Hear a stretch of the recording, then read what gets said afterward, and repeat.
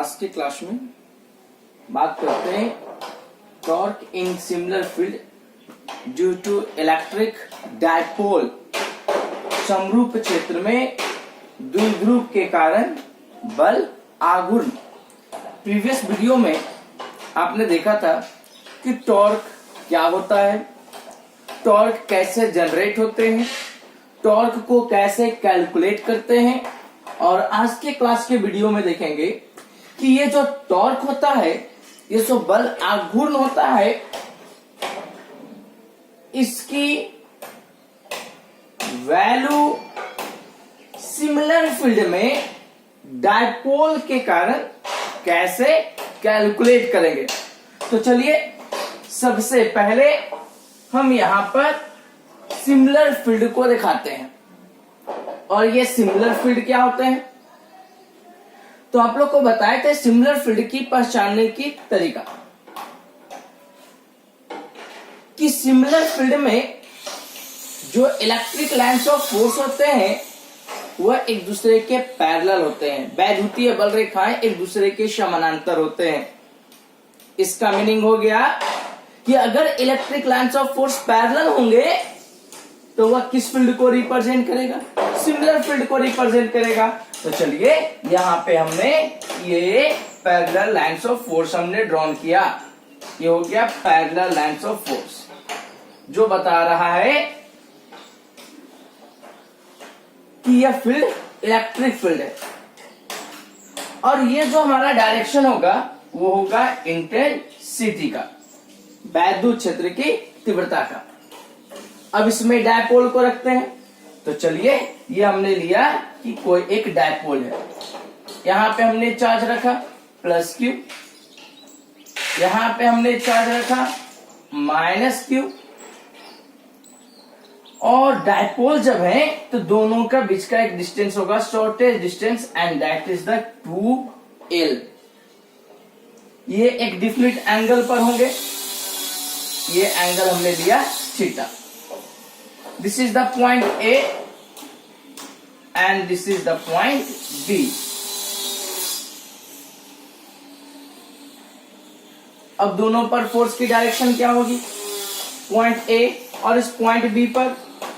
तो इंटेंसिटी की डायरेक्शन क्या होती है, इंटेंसिटी की direction from positive to negative और from negative to positive. Intensity की डायरेक्शन होती है फ्रॉम पॉजिटिव टू नेगेटिव।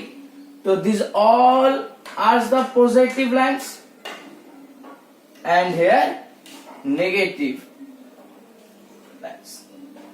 अब हमें बताइए ये चार्ज क्या है, पॉजिटिव, और ये भी चार्ज क्या है, positive. Positive positive get attract और repel each other, repel each other. तो ये डायरेक्शन हो गया फर्स्ट फोर्स का। या फिर आप यहां से भी देख सकते थे कि ये चार्ज नेगेटिव है और ये चार्ज पॉजिटिव है, तो दोनों के बीच में अट्रैक्शन होगा, तो फोर्स की डायरेक्शन से मिल जाती। This is the direction of the force F at point A and at point B।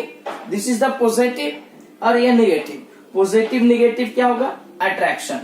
तो ये हो गया फोर्स B पॉइंट पर डायरेक्शन F। और यहां से भी देखते हैं तो ये नेगेटिव और ये नेगेटिव, तो ये रिपेल होते हैं, तो डायरेक्शन हमें सेम मिलता है। अब इसमें देखना है कि टॉर्क को कैसे कैलकुलेट करेंगे।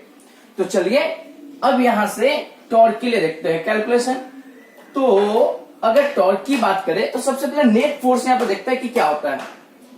तो force eight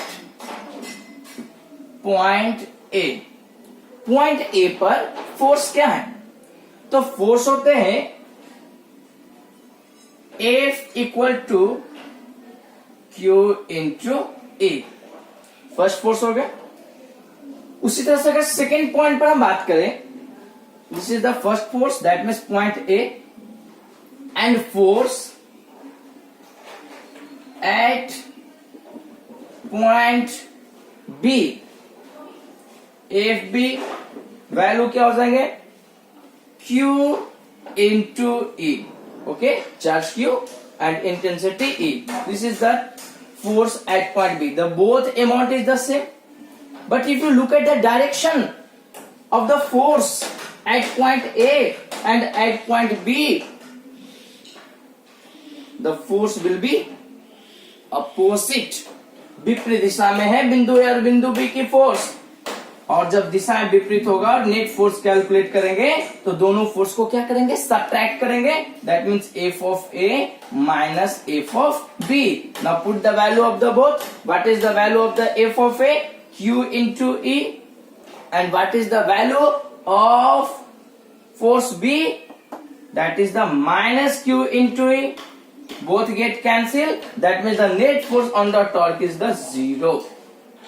That means in electric in similar field, due to electric dipole, the net amount of the force is always equal to 0. किसी भी similar field में, समरूप क्षेत्र में अगर हम डायपोल को रखेंगे तो उसके कारण उस पर कुल फोर्स जो होगा वो होगा 0 के इक्विवेलेंट।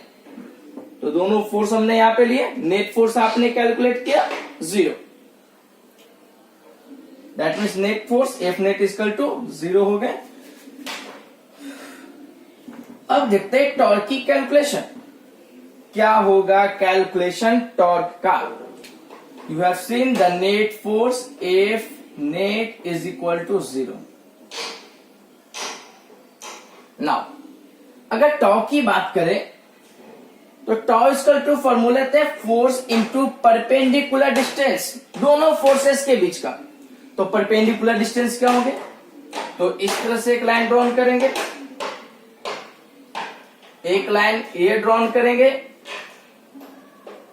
दोनों इस पॉइंट पर मीट किए, तो this is the point, consider कर लेते, इस पॉइंट का अंत है O। तो A to O distance is the perpendicular distance, तो F into perpendicular distance AO। Now calculate tau equal to force Q into E and perpendicular distance AO की value क्या होगी। तो चलिए AO को कैलकुलेट करते हैं। तो यहां पे देख रहे हैं कि एक राइट ट्रायंगल का फॉर्मेशन हो रहा है, AOB एक राइट ट्रायंगल है, और इस राइट ट्रायंगल में हमें AO की वैल्यू कैलकुलेट करने हैं। तो this is the hypotenuse H, और वैल्यू क्या निकालना है इसकी, and this is the perpendicular P। P और H के बीच में किस ट्रिगोनोमेट्रिकल रेशियो के बीच रिलेशन होता है, साइन, कॉस और tan। Sine, that means you got in the from the right triangle AOB, sine theta equal to perpendicular, that means AO by hypotenuse, that means AB which value is 2L, you got AO is equal to 2L sin theta. Now put the value of the AO here, tau is equal to Q into E, AO की value हो गए 2L sin theta। अब ये Q और 2L, Q into 2L gives the amount of the P, ये Q into 12 P के बराबर हो जाएंगे, that means P into E into sine theta, and this is the torque in similar field. ये जो टॉर्क होंगे उसकी डायरेक्शन क्या होगी, देख रहे हैं कि ये जो टॉर्क है इसको हम इस तरह से रोटेट कर रहे हैं, लाइक दिस, इस तरह से, ये इस तरह से रोटेट हो रहा है, एंड ये जब रोटेट इस तरह से हो रहा है तो इसकी डायरेक्शन क्या है, this is the direction of the clockwise direction. तो टॉर्क की वैल्यू डायरेक्शन क्या मिल गए, क्लॉकवाइज। ये इसके हो गए टॉर्क की डायरेक्शन। यहां से क्वेश्चन आते हैं कि इसको वेक्टर फॉर्म में कैसे रिप्रेजेंट करेंगे, टॉ को वेक्टर फॉर्म में किस तरह से लिखेंगे।